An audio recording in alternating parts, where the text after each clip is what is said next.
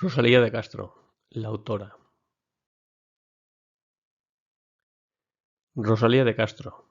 María Rosalía Rita de Castro. Santiago de Compostela, 24 de febrero de 1837. Padrón, 15 de julio de 1885. Fue una poetisa y novelista española que escribió tanto en gallego como en castellano. Considerada entre los grandes poetas de la literatura española del siglo XIX, representa junto con Eduardo Pondal y Curros Enríquez una de las figuras emblemáticas del Rexurdimento gallego, no sólo por su aportación literaria en general y por el hecho de que sus cantares gallegos sean entendidos como la primera gran obra de la literatura gallega contemporánea, sino por el proceso de sacralización al que fue sometida y acabó por convertirla en la encarnación y símbolo del pueblo gallego.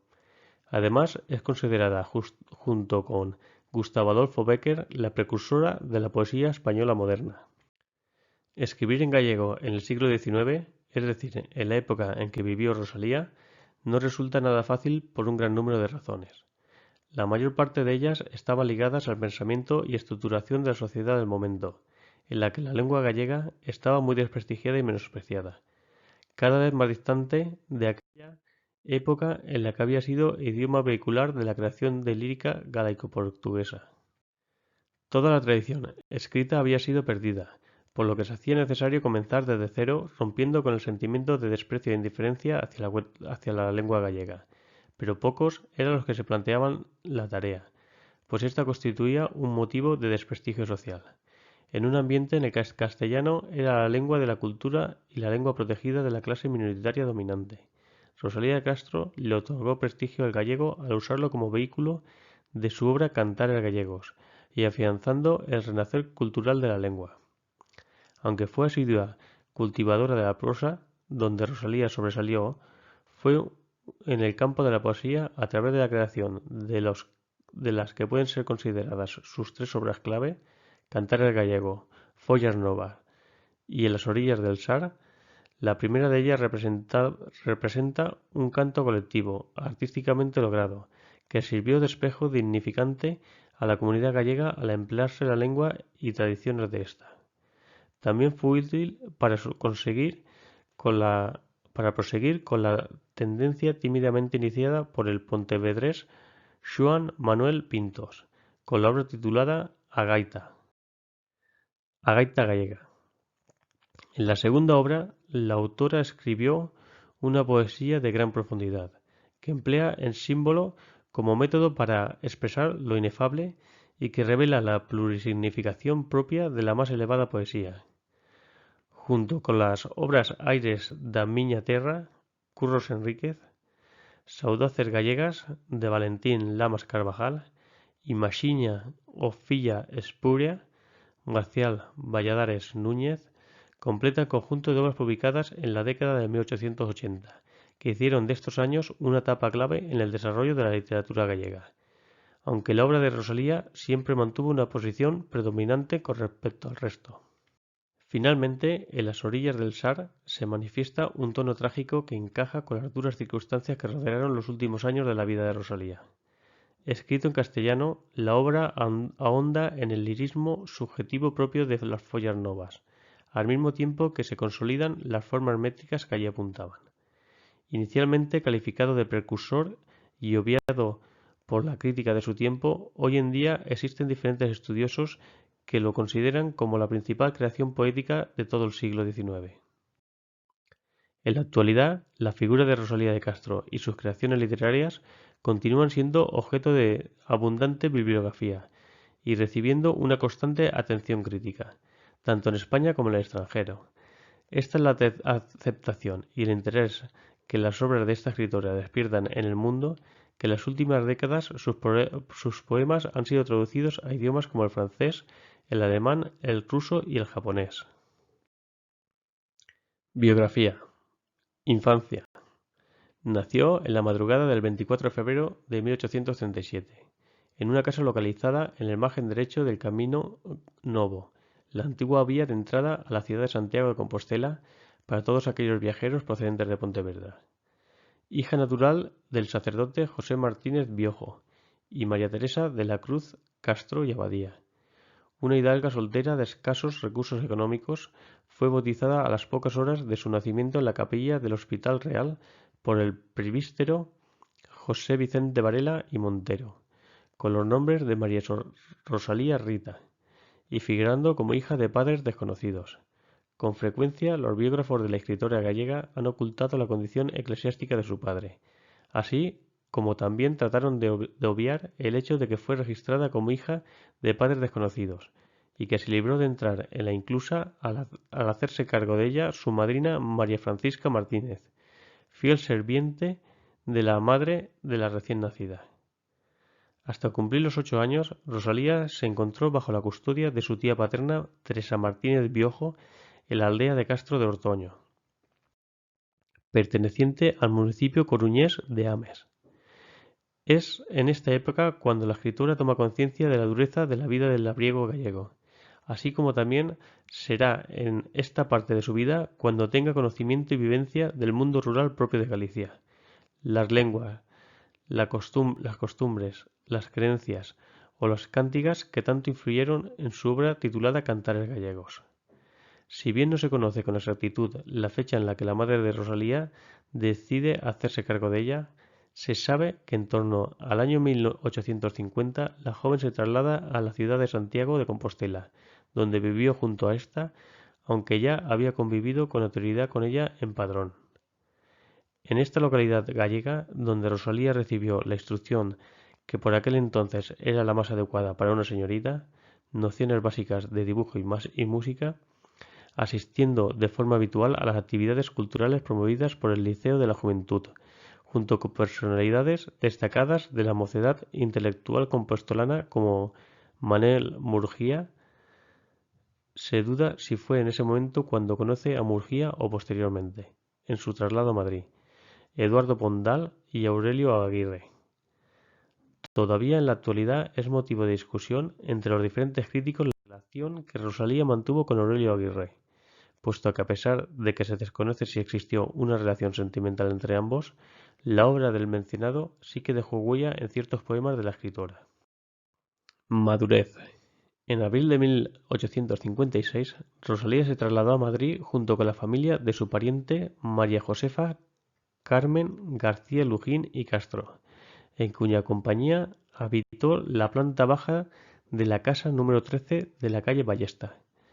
No se conoce con exactitud cuál fue el motivo que llevó a mudarse a la escritora, aunque Catherine Davis creyó posible que este hecho fuese debido al escándalo desencadenado a raíz del banquete de Concho, en el que desarrollaron un papel revelante varios miembros del liceo, como fueron Aguirre o Pondal.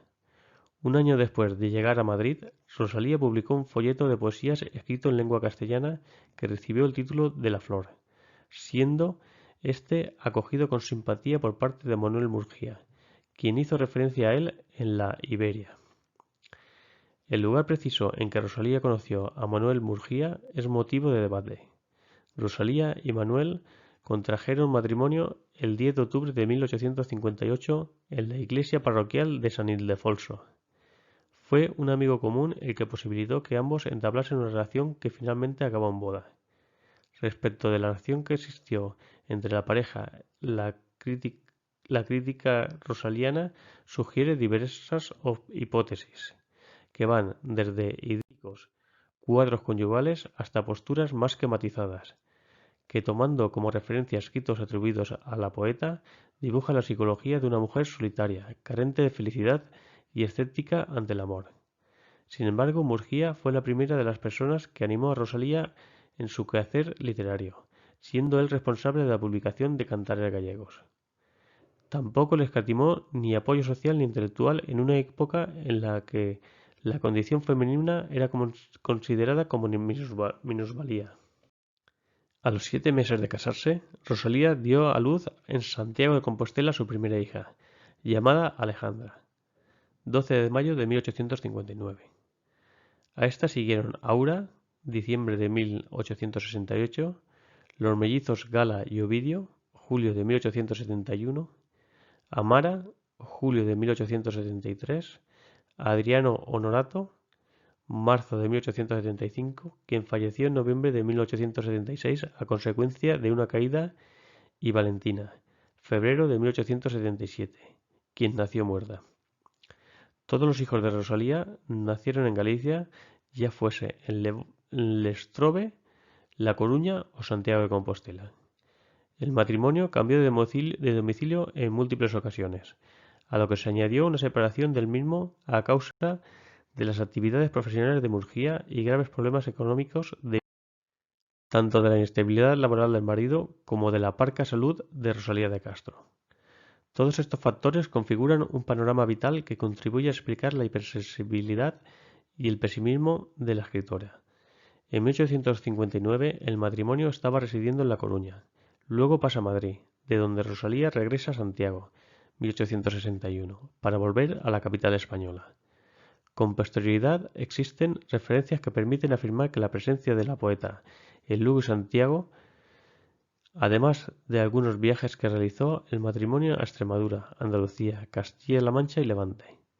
En el mes de septiembre de 1868 se produjo el levantamiento revolucionario español, conocido como la Gloriosa, pasando Murguía de ser secretario de la Junta de Santiago a director del Archivo General de Simancas, cargo que ejerció durante 2 años. A partir de este momento, la vida de Rosalía se desenvolvió entre Madrid y Simancas, siendo la ciudad vallisoletana en la que escribió gran parte de las composiciones recogidas en Follas Novas. A partir de 1869 o en 1870 se produjo el encuentro entre Rosalía de Castro y Gustavo Adolfo Bécquer. Desde 1871, Rosalía de Castro no salió de Galicia. Vivió a partir de este año en las Torres de Levostre, donde residían sus parientes los Hermida de Castro, en Dodro, La Coruña, en Santiago de Compostela y Padrón, donde prácticamente se instaló en 1875. Últimos años. Los últimos años de vida de Rosalía transcurrieron en la comarca de Padrón, lugar en el que se había pasado su infancia así como buena parte de su juventud. La Casa Grande de Arretén, nombre popular con que el que se conocía al pazo en el que había nacido su progenitora, ya no era de la propiedad de la familia, factor que propició que la escritora tuviese que residir en las Torres de Levostre entre 1879 y 1882, mientras su marido se encargaba de la dirección en Madrid de la Ilustración gallega y asturiana. Finalmente se trasladó junto con su familia a la llamada Casa de la Matanza, situada en la parroquia de Iria. Rosalía nunca disfrutó de buena salud, pareciendo predestinada desde su juventud a una muerte temprana. Como detalle anecdótico, cabe señalar que su médico principal, el catedrático Maximinio Teijeiro, le dedicó un libro poniéndole de su eterna enferma. También fue atendida probablemente a requerimiento del anterior por el cirujano y también catedrático Timoteo Sánchez Freire. De hecho, en las pocas cartas que se conservan y que ésta envió a su marido, con frecuencia se alude a las continuas dolencias que la atenazan. Poco tiempo antes de fallecer, la escritora decidió pasar una temporada en las orillas del mar, y por eso se trasladó a Santiago de Carril. Cierto tiempo después regresó al lugar de la matanza, donde el cáncer de útero que padecía se fue complicando progresivamente desde 1883, mermando cada vez más a la ya de por sí débil salud de la escritora. Tras 3 días de agonía, falleció al mediodía del miércoles del 15 de junio de 1885, en su casa de La Matanza, a consecuencia de una degeneración cancerosa del útero. El cuerpo inánime recibió sepultura al día siguiente en el cementerio de Andina, localizado en Iria Fablia, que curiosamente había sido cantado en una composición de Rosalía Castro. No obstante, su cadáver fue exhumado el 15 de mayo de 1891 para ser llevado solemnemente a Santiago de Compostela, donde fue nuevamente sepultado en el mausoleo creado específicamente para la escritora por el escultor Jesús Landeira, situado en la capilla de la Visitación del convento de Santo Domingo de Bonaval, en el presente panteón de gallegos ilustres. Resultan especialmente ilustrativas las fidedignas líneas escritas por González Besada sobre los últimos momentos de Rosalía. Recibió con fervor los santos sacramentos, recitando en voz baja sus predilectas oraciones. Encargó a sus hijos quemase los trabajos literarios que, ordenados y reunidos por ella misma, dejaba sin publicar. Dispuso se le enterrara en el cementerio de Adina, y pidiendo un ramo de pensamientos, la flor de su predilección, no bien se lo acercó a los labios, sufrió un ahogo que fue comienzo de su agonía. Delirante y nublada la vista, dijo a su hija Alejandra: «Abre esa ventana que quiero ver el mar», y cerrando los ojos, para siempre expiró. Sin embargo, desde Padrón es imposible ver el mar. Por ello resultan enigmáticas estas palabras puestas en boca de una persona para quien el mar fue una perenne tentación de suicidio. Las críticas e influencias posteriores. La valoración de la obra rosaliana y la mitificación de la escritora se produjeron tras el fallecimiento de la misma, puesto que a lo largo de su vida ésta fue permanentemente menospreciada y marginada, quedando fuera de escritos tan revelantes como La literatura en 1881 de Leopoldo Alas y Armando Palacio Valdés. Fue necesario esperar hasta los modernistas y la generación del 98 para que reconocieran en Rosalía a una creadora afín a su espíritu. Los mayores promotores de Rosalía de Castro fueron los escritores del 98, quienes la dieron a conocer a través de sus escritos en toda la geografía española y en la América hispanohablante, valiéndose de su gran reconocimiento social y de la reedición de muchas de las páginas que fueron escritas por ellos y que versaban sobre la escritora. Principalmente fueron Azoril y Miguel de Unamuno los más acérrimos valedores de Rosalía, quienes le dedicaron entre 1911 y 1912 un total de 6 artículos que versaban sobre la escritora gallega. El resto de literatos noventayochistas no se pronunciaron en favor de Rosalía de Castro y si lo hicieron fue de una forma muy tenue, como hizo Antonio Machado con una lacónica y tardía observación sobre la poeta. Destacó también Ramón María del Valle Inclán, pero en este caso por las duras críticas y juicios negativos que dedicó a la obra rosaliana, a pesar de ser amigo de su marido Manuel Murguía, quien se había encargado de la redacción del prólogo de la obra titulada Femeninas, del mismo Valle Inclán. El independiente Juan Ramón Jiménez también se hizo eco de la obra rosaliana, dedicándole todo tipo de elogios y considerándola como la predecesora de la revolución poética iniciada por Rubén Darío, considerándola una poeta del litoral, al igual que hacía con Bécquer. Jiménez le otorgaba el calificativo de innovadora y precursora del modernismo español.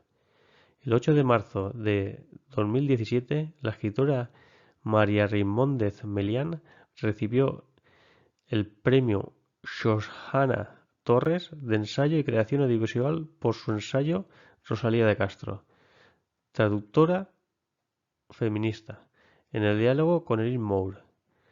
En este ensayo se destaca el trabajo como traductora de Rosalía de Castro desde la óptica feminista para su tiempo. Gracias por escuchar Audiolibros Escritos.